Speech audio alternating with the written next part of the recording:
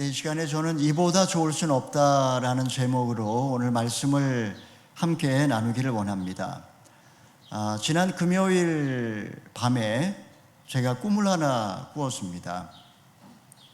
피로 연장이 이렇게 펼쳐져 있었고 많은 사람들이 두 영사의 연설을 듣고 있는 그런 장면이었습니다.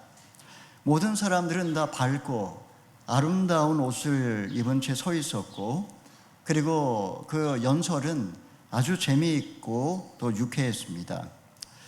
어떤 사람이 그 사이를 구름을 타고 바람처럼 날아다녔습니다. 밖으로 나와보니 잔디밭이 펼쳐져 있었고 사람들은 어떤 기대감에 부풀어 있었습니다. 수십 명이 갑자기 구름을 타고 하늘로 날아올랐습니다.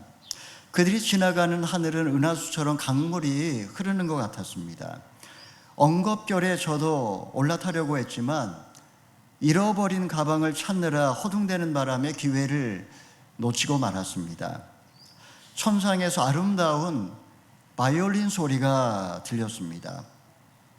저들은 황홀한 축제를 마친 후 다시 땅으로 곧 돌아오게 될 것입니다. 저는 접시에 맛있는 음식을 담았습니다. 이곳은 저에게 마치 오래된 미래처럼 낯설지 않았습니다. 하나님은 인간을 당신의 형상대로 창조하셨습니다. 보라, 얼마나 좋으냐. 주님이 보실 때 더할 나위 없이 좋았습니다. 인간은 선악과 계명을 어김으로써 낙원을 잃어버렸습니다. 탐욕의 결과는 두려움과 수치, 핑계와 책임 전가, 해산의 수고와 노동이었습니다. 삶은 완성되지 못한 채 늘 불안했고 그 마지막은 죽음이었습니다. 인간은 죄에 팔려 마귀의 자식이 되고 만 것입니다. 이때 하나님은 여자의 후손 곧 그리스도를 약속하셨습니다. 그가 오시면 만물을 새롭게 하실 것입니다. 비록 뱀은 여자의 후손의 발꿈치를 물 것이지만 여자의 후손은 뱀의 머리를 밟을 것입니다. 죄로 인해 망가져버린 피조 세계는 역사의 마지막 날 처음 계획된 대로 완성될 것입니다. 그날이 되면 물이 바다를 덮은 같이 여호와를 아는 지식이 온 세상에 충만하게 될 것입니다. 여러분에게 죽음은 무엇입니까? 저의 삶을 돌아보니 죽음은 때로 멀게 느껴졌고 때로는 가깝게 느껴졌습니다. 설교를 준비하면서 세상을 떠난 많은 지인들의 얼굴을 떠올렸습니다. 병에 걸려 죽기도 했고 젊은 나이에 죽기도 했고 사고로 죽기도 했고 스스로 목숨을 끊은 그런 사람도 있었습니다.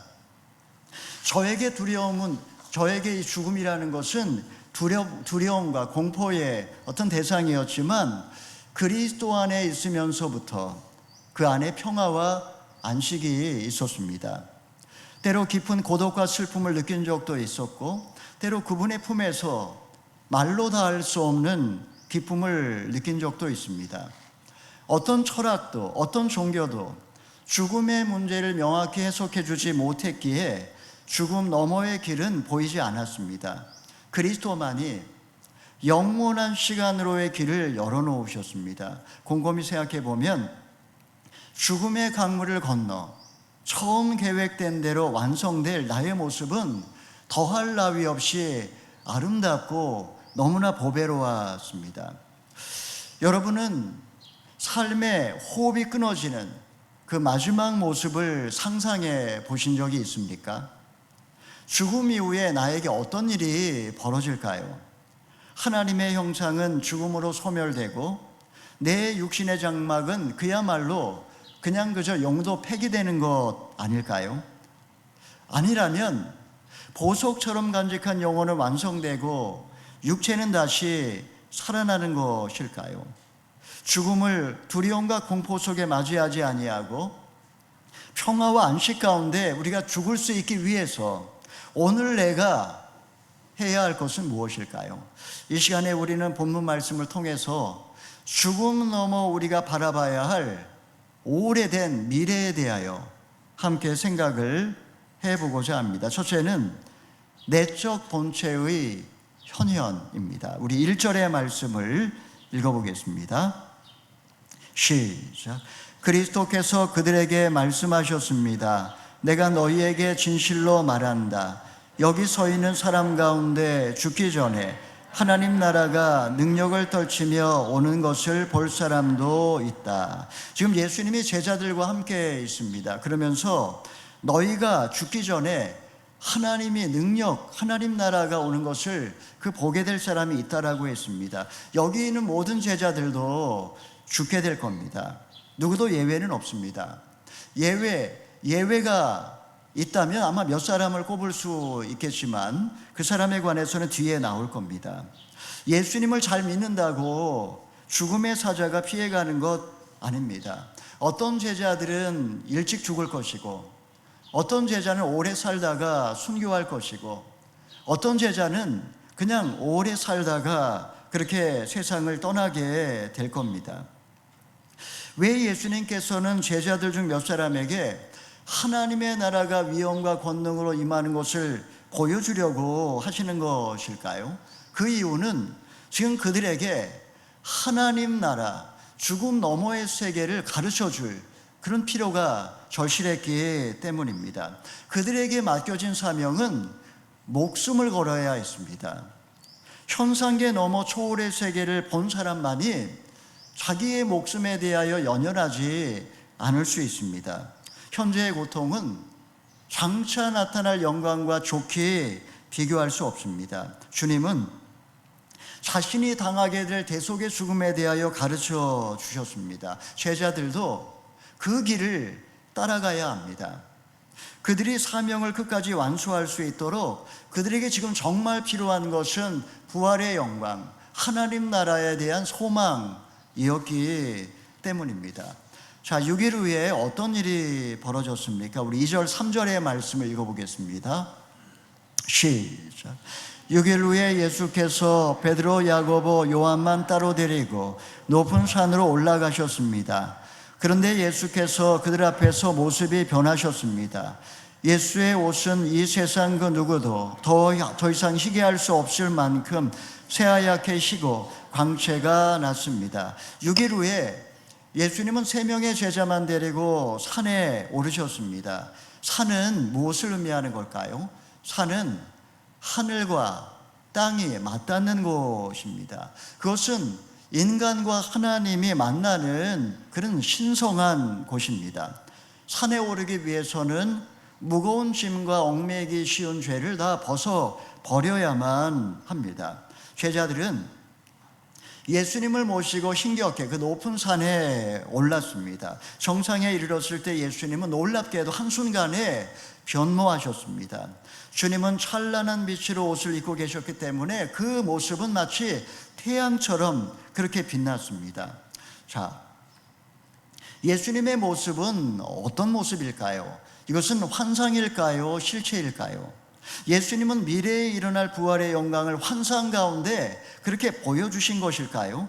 아니면 예수님 안에 원래 숨어있던 내재적 형상이 이렇게 한순간에 발현된 것일까요? 주님은 보이지 아니하는 하나님의 광채요 본체의 형상입니다. 그분은 하나님의 아들로서 이 땅에 오셨고 인자로서 이 세상을 살아가면서 육체를 입고 계셨지만 정말 자기의 실제의 모습은 감추고 계셨습니다. 예수님은 지금 3명의 제자들에게만 정말 진짜 자기의 모습을 잠깐 보여주신 것입니다. 예수님은 고난받는 종으로 세상에 오셨지만 때로 우리에게 승리한 그리스도의 모습으로 우리에게 계시해 주실 때가 있습니다.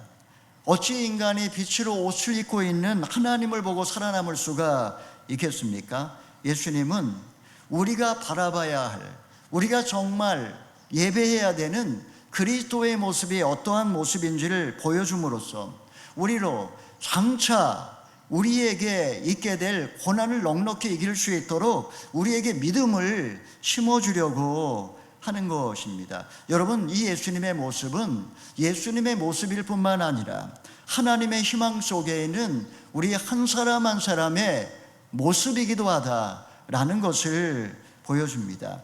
자, 이때 누가 나타났습니까? 우리 4절의 말씀을 읽어보겠습니다. 시작. 그리고 거기에 엘리야가 모세와 함께 그들 앞에 나타나 예수와 이야기를 나누었습니다. 꿈인지 생시인지 알 수 없지만 그곳에 엘리야와 모세가 예수님과 함께 있었습니다. 자, 모세와 엘리야의 공통점이 무엇일까요? 두 사람 모두 다 무덤이 없다라는 것입니다. 마귀와 천사는 모세의 시체를 놓고 서로 변론을 벌였습니다. 모세는 산으로 올라가 죽었고 시체를 찾을 수 없었습니다. 누구도 모세의 무덤을 몰랐습니다. 엘리야는 어떻습니까? 엘리야는 죽음을 보지 않고 바람을 타고 하늘로 올라갔으니 그에게 무덤이 있을 리가 없습니다. 자, 두 사람이 무슨 이야기를 했을까요? 누가복음에 보게 되면 예수님의 떠나가심에 관하여 이야기했다, 이렇게 나옵니다. 떠나가심의 원어를 찾아보니까 놀랍게도 엑소도스입니다. 죽음이라는 것은, 떠나간다라는 것은 사실은 엑소도스입니다. 예수님의 죽음은 인류의 구원을 위한 출애굽의 역사였던 것입니다. 세속에서 벗어나서 구원을 얻을 수 있는 길은 죽음밖에 없습니다. 개똥밭에 굴러도 이승이 좋다고 말합니다. 여러분, 죽지 않고 우리는 영원히 이승에서 살기를 바라지만 죽음이 없는 구원은 존재하지 않습니다. 자, 둘째로 그의 말을 들으라. 우리 5절 6절의 말씀을 읽어보겠습니다. 시작. 베드로가 예수께 말했습니다. 주여, 우리가 여기 있는 것이 좋겠습니다. 우리가 초막셋을 만들어 하나에는 주를, 하나에는 모세를, 하나에는 엘리야를 모시도록 하겠습니다. 모두들 몹시 두려웠기 때문에 베드로는 무슨 말을 해야 할지 몰라 이렇게 말했습니다. 우리가 여기 있는 것이 좋겠습니다. 이보다 좋을 수는 없습니다. 주님, 여기에 그냥 살겠습니다, 이런 말입니다. 베드로의 입에서는 그냥 무의식 가운데 초막을 짓고 여기에 살고 싶다고 그렇게 실언을 하였습니다. 여러분, 실언은 사실 실언이 아니라 그 안에 진심이 녹아 있습니다. 사실 베드로는 산에서 내려가는 것이 죽기보다 싫었습니다. 지난 3년 예수님을 쫓았던 삶의 주마등처럼 스쳐 지나갔습니다. 고생 끝에 낙이라고 하지 않습니까? 최근에 예수님이 죽음에 대해서 언급했을 때 베드로의 그 충격은 이루 말로 닿을 수가 없었습니다. 모세는 10가지 재앙으로 바로와 싸워 이스라엘 구원한 이스라엘의 영웅이었습니다. 엘리야는 바알 제사장과 싸워서 이긴 영적인 전사였습니다. 그들이 당연히 지금 예수님을 만났다면 이스라엘의 회복과 출애굽과 민족의 해방을 말해야 할 텐데 지금 그들은 영광스러운 죽음을 통한 출애굽이라니, 베드로는 점점 수렁에 빠져드는 것 같은 그런 불안감을 느꼈습니다. 차라리 그냥 산에서 내려가지 말고 여기 초막을 짓고 주와 함께 영원히 살고 싶다고 말한 것입니다. 자, 이때 무슨 일이 일어났습니까? 우리 7절의 말씀 읽어보겠습니다. 시작. 그때 구름이 나타나 그들 이를 덮더니 구름 속에서 소리가 들려왔습니다. 이는 내 사랑하는 아들이라, 그의 말을 들으라. 구름이 갑자기 나타났다고 했습니다. 구름은 언제나 하나님 임재의 상징입니다. 임재, 쉐키나의 상징입니다. 주께서 강림하실 때 시내산에 구름이 가득했고 막 우레와 번개가 쳤습니다. 예수님께서 마지막 날 천군 천사와 올 때도 구름을 타고 온다라고 했습니다. 구름이라는 것은 실제 구름이 아니라 하나님의 영광, 임재를 의미하는 것입니다. 예수님은 하나님의 아들이십니다. 하나님은 그 예수님을 기뻐하셨습니다. 예수님은 아버지의 뜻을 이루기 위하여 모든 자신의 권리를 포기하고 죽음의 길을 선택하셨습니다. 하나님은 지금 제자들에게 그의 말을 들으라고 그렇게 부탁하고 있습니다. 그의 말을 들으라는 것이 무엇일까요? 너희도 그의 길을 따라가라는 말입니다. 말씀에 대한 거역으로 세상에 죄가 시작이 되었습니다. 말씀에 대한 순종으로 죄의 수렁에서 벗어날 수 있습니다. 아담 한 사람의 불순종으로 모든 사람이 죄가 임한 것처럼 이제 그리스도 한 사람의 순종으로 구원의 역사가 시작이 되었기 때문입니다. 제자들은 여기가 좋다고 지금 황홀경에 취해 있습니다. 예수님의 말씀을 들으라. 예수님의 말씀이 무엇일까요? 바로 앞에서 얘기한 주님의 말씀입니다. 자기를 부인하고 자기 십자가를 지고 나를 쫓으라 라는 말씀입니다. 제자들은 신비 체험과 현실 높이를 원했지만 주님은 세상으로 내려가라고, 그리고 말씀을 붙들고 이 고단한 인생길 제자의 삶을 믿음으로 살라고 그렇게 권면하고 계시는 것입니다. 자, 베드로가 이 놀라운 광경을 보고 오랜 세월이 흐른 후에 이제 그가 편지를 쓰면서 지난 삶을 회상하는 장면이 베드로후서 1장 18, 19절에 나옵니다. 우리 함께 읽어보겠습니다. 시작. 우리는 그 거룩한 산에서 그분과 함께 있을 때 하늘로부터 들려오는 이 음성을 들었습니다. 또 우리에게는 더 확실한 예언의 말씀이 있으니 여러분은 동이 터서 여러분의 마음속에 샛별이 떠오를 때까지 어두운 곳을 비추는 등불처럼 이 말씀에 주목하는 것이 좋겠습니다. 베드로는 오래전 예수님과 함께 했던 그 추억을 떠올리고 있습니다. 부르심을 받은 후에 정말 마음에 불을 받아서 3년 동안 주님을 쫓았습니다. 오병이어의 기적, 귀신을 쫓아내고 병자를 쫓아냈던, 고쳤던 시간들, 바람과 파도를 꾸짖었던 그 경이로운 사건들, 아주 잠깐이었지만 물 위를 걸었던 순간, 그것을 결코 잊을 수가 없었습니다. 그 황홀한 순간에 베드로는 속세를 잊었고 죽음과 삶을 뛰어넘는 초월의 세계를 경험했습니다. 베드로가 변화산 사건을 아마 기억했을 겁니다. 지금 뭐라고 이야기합니까? 그 거룩한 산에서 그분과 함께 있을 때 하늘로부터 들었던 그 주님의 음성을 그는 기억하고 있는 겁니다. 그 주님을 덮고 있었던 그 찬란한 빛은 태초의 어둠을 가르던 빛이었습니다. 주님은 빛을 감추고 인간의 아들로 사셨습니다. 그것은 질그릇 속에 담긴 보화와 같았습니다. 베드로가 만약에 그 빛을 경험하지 못했다면, 베드로가 만약 그 주님의 음성을 듣지 못했다면 아마 고난의 길을 끝까지 걸어갈 수 없었을 것입니다. 본문에서 베드로는 성도들에게 그 놀라운 신비의 경험, 그 찬란한 빛의 경험을 이야기하면서 여러분 마음속에 날이 새고 샛별이 밝아오를 때까지 하나님의 말씀을 주의하여 들으라고 그렇게 권면하고 있습니다.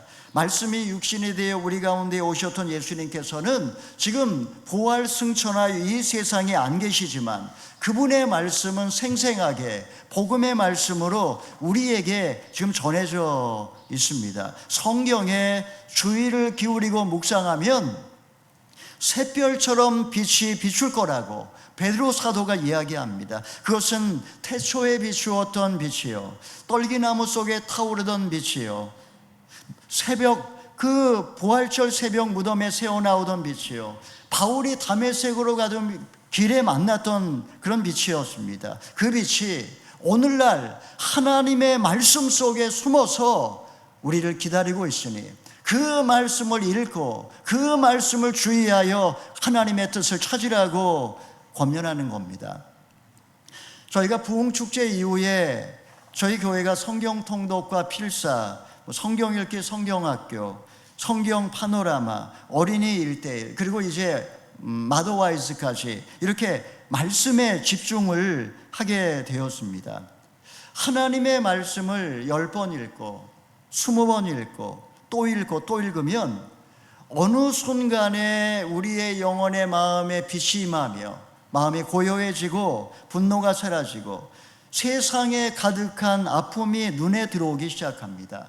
문득 주의 말씀이 새별처럼 떠올라서 세상에 가득한 하나님의 영광, 그 하나님의 영광을 찬양하는 그 피조물들의 찬양의 소리가 들리게 됩니다. 사랑하는 여러분, 만물이 주의 이름을 찬양하는 소리가 들리고 탕자를 기다리는 아버지의 마음이 지금 느껴지십니까?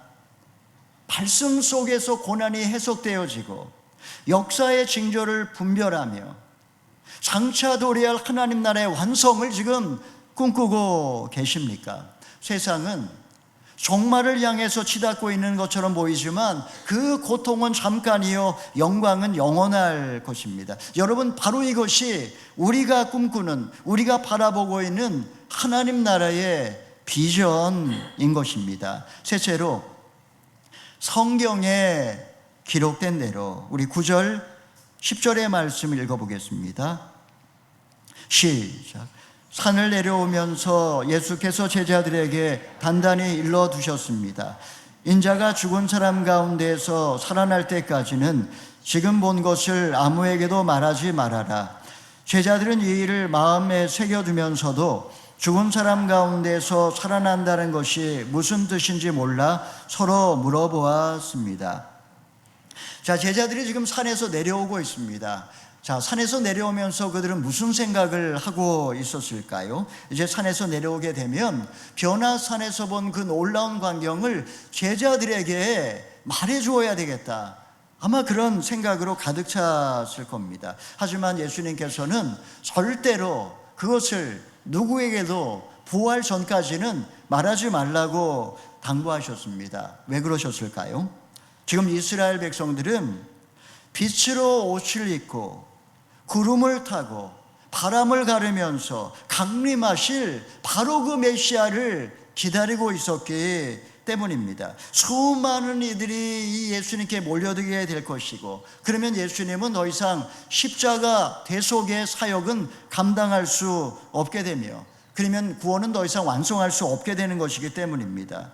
제자들은 예수님의 말씀에 이제 명심했지만 궁금한 게 많았습니다. 죽은 자가 살아난다는 것이 환생을 의미하는 것인지 부활을 뜻하는 건지, 왜 그리스도가 죽어야 되는 건지 그들은 해석이 안 됐습니다. 지금은 이해되지 않지만 사람의 아들이 죽은 자 가운데서 부활하는 날 모든 진실은 드러나게 될 겁니다. 무엇보다도 성령께서 오셔서 밝히 모든 진리를 깨우쳐 주게 될 겁니다. 제자들은 주님의 말씀을 명심했지만 궁금한 게 하나 더 있었습니다. 그것이 무엇일까요? 우리 11절 13절 마지막으로 읽어보겠습니다. 시작. 제자들이 예수께 물었습니다. 왜 율법학자들은 엘리야가 먼저 와야 한다고 말한 것입니까? 예수께서 대답하셨습니다.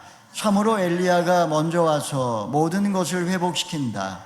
그런데 왜 성경에는 인자가 많은 고난을 받고 멸시를 당할 것이라고 기록된 것이냐? 내가 너희에게 말한다. 엘리야는 이미 왔다. 그런데 사람들은 그에 대해 성경에 기록되어 있는 대로 자기들 마음대로 대했다. 말라기 선지자가 예언한 대로 엘리야가 온 후에 그리스도가 오는 게 순서입니다. 자, 그리스도가 오셨다면 엘리야는 어디에 있느냐 하는 겁니다. 엘리야는 이미 왔으며 그의 사명을 다하고 갔다고 하셨습니다. 누구를 의미하는 걸까요? 세례 요한을 암시하는 말입니다. 그는 엘리야의 심령과 능력으로 그리스도보다 앞서왔다라고 누가복음에는 그렇게 묘사하고 있습니다. 헤롯의 손에 의하여 참수당했지만 너무나 비극적인 사건이었지만 그 역시 하나님 말씀이 예언된 거라고 그렇게 주님께서는 말씀해 주셨습니다. 여러분, 성경은 보물지도와 같습니다. 보물 지도는 누구나 알 수 있게 그려놓지 않습니다. 성경도 마찬가지입니다. 성경은 상징과 비유로 감춰져 있는 책이 성경입니다. 여러분, 성경을 100번 읽는다고 그 의미를 깨달을 수 있는 그런 책이 아닙니다. 성령의 조명을 받아서 하나님의 은혜로 눈이 떠져야 읽을 수 있는 책입니다. 소울의 세계와 복음의 신비를 어찌 인간의 이성과 언어로 이해할 수 있겠습니까? 성령의 조명을 받아서 그리스도의 관점으로 해석을 할 때 그 안에 감추어져 있던 모든 비밀들이 드러나게 마련입니다. 우리 베드로후서 1장 20절 21절 말씀 읽어보겠습니다. 시작. 여러분은 무엇보다도 이것을 알아야 합니다. 곧 성경의 모든 예언을 자기 마음대로 해석해서는 안 된다는 것입니다. 예언은 언제나 사람의 뜻을 따라 나온 것이 아니라 성령의 감동하심을 받은 사람들이 하나님께 받은 말씀을 전한 것이기 때문입니다. 성경에는 창조의 목적과 죄의 기원과 구원의 성취와 역사의 완성에 관하여 다 기록이 되어 있습니다. 십자가는 구약과 성경 사이를 연결해주고 유한한 시간과 영원한 세계를 이어주는 다리 역할을 하는 것이 바로 십자가입니다. 십자가로 모든 것을 풀어야 합니다. 성경을 떠나서 십자가를 벗어나서 누구라도 삶의 의미와 죽음 이후의 삶에 대하여 알 수가 없습니다. 죄로 감겨진 눈이 감겨진 자들은 성경의 말씀을 깨닫지 못하지만 성령의 조명을 받은 자는 비록 그가 배움이 짧고 지식이 부족한 촌부라 할지라도 누구라도 깨달을 수 있는 책이 바로 이 성경의 말씀이라고 할 수가 있습니다. 카프카가 쓴 변신이라고 하는 그런 소설이 있습니다. Die Verwandlung이라고 하는 책입니다. 이 책을 보면 첫 문장이 어떻게 시작이 되냐면 주인공이 아침에 깨어나 보니 자기의 몸뚱아리 그레고리가 자기의 몸뚱아리가 해충으로 변해 있는 장면으로 그렇게 첫 문장이 시작이 됩니다. 가족들은 생계를 위해 이제 노동을 해야만 했습니다. 여동생도 어머니도 아버지도 다 충격에 빠졌습니다. 시간이 지나면서 그는 가족들에게 그저 식충에 불과했습니다. 그는 아버지가 던진 사과가 등에 박히는 바람에 시름시름 앓다가 결국은 죽어버렸습니다. 이제 곧 그는 가족들의 기억 속에 사라졌고 가족들이 이제 행복하게 여행을 떠나는 것으로 소설은 끝을 맺습니다. 20세기 초반에 독일의 그 모습을 고발하는 것이기도 하지만 돈이 우상화된 세상에서 인간의 소외를 보여주는 그런 소설이라고 할 수가 있습니다. 우리는 어떻게 보면 세월의 흐름 속에 존재의 가치를 잃어버린 해충이 되어가고 있는지 모릅니다. 한때는 가족의 생계를 위하여 몸이 부서져라 일만 했습니다. 한때는 나도 쓸모있는 존재였는데 이제 나이를 먹고 병이 들고 치매에 걸리고 똥오줌 받아내는 신세가 되면 세상에서 사라져야 되는 그런 해충이 되고 맙니다. 깊은 외로움과 슬픔 속에 마지막 죽음을 이렇게 맞이하게 된다면 인생은 비극입니다.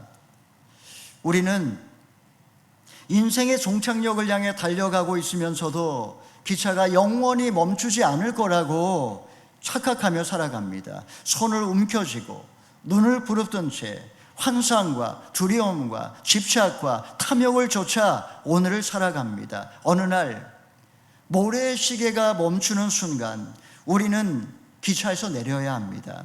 죽음은 한 번도 가본 적이 없는 길이기에 낯설고 불안합니다. 동반자 없이 고독한 황혼의 여정을 그렇게 쓸쓸히 걸어가야 합니다. 죽음 너머의 세계를 준비하지 않는다면 어느 날 죽음을 맞닥뜨릴 때 우리는 매우 당황하고 두려울 것입니다. 주님이 변화산에서 자신의 본체를 여과 없이 보여주신 이유는 죽음을 두려워하지 말고 부활의 영광을 소망하며 남은 인생 맡겨진 사명 끝까지 충성스럽게 완수하라고 우리를 격려하시기 위함입니다. 제자들은 예수님의 기대대로 고난에 맞섰고 그리고 용기 있게 죽음을 맞이할 수 있었습니다. 여러분, 내 인생 최고의 날은 아직 오지 않았습니다. 마지막 날 호흡이 끊어질 때 원래 계획되어진 대로 완성될 것입니다. 하나님의 사랑은 결코 실패하지 않습니다.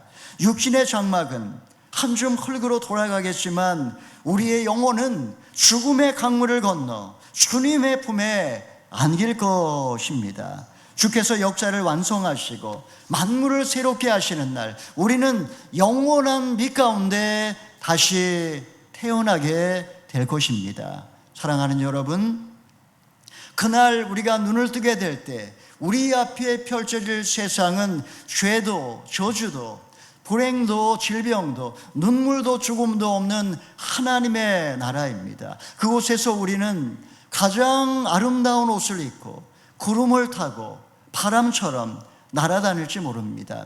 이것이 그리스도인의 기대와 소망이라면 우리가 거쳐야 되는 이 세속의 삶과 죽음의 고통은 삶의 종말이 아니라 영원한 세계로 태어나는 어머니의 모태입니다. 사랑하는 성도 여러분, 지난밤에 어떤 꿈을 꾸셨습니까? 꿈은 오래된 우리의 미래에 대한 무의식의 발현입니다. 우리는 그곳에서 태어났고 그곳으로 돌아갈 것입니다. 현재의 고난은 장차 우리가 당하는 그런 장차 우리에게 나타날 영광과 좋게 비교할 수 없습니다. 그날이 되면 이 썩을 몸이 썩지 아니할 몸을 입을 것이고 이 죽을 몸이 죽지 아니할 몸을 입게 될 것이고 이 약한 몸이 강한 몸을 입게 될 것입니다. 사랑하는 성도 여러분, 돈이 전부인 이 자본주의 사회에서 가치를 잃어버린 해충처럼 그렇게 사는 나의 모습, 나의 이런 모습이 부끄럽고 초라하게 느껴지지 않습니까? 고달픈 인생길에 차라리 그냥 숨이 끊어져서 영원한 잠에 빠지고 싶은 유혹을 받을 때는 없지 않았습니까? 마지막 날 죽을 때 나는 어떤 모습으로 세상을 떠나게 될 것인지, 여러분, 모든 것은 성경에 예언되어 있고 만물은 그분의 뜻 가운데 완성될 것입니다. 내 안에 보석 같은 하나님의 영상, 그날에 꽃을 피우게 될 겁니다. 우리 모두가 이런 기대와 이런 소망과 이런 믿음 가운데 오늘 주님이 주신 십자가를 지고 자기를 부인하고 믿음의 길을 걸어가시는 저와 여러분 다 되기를 주님의 이름으로 축원합니다. 아멘.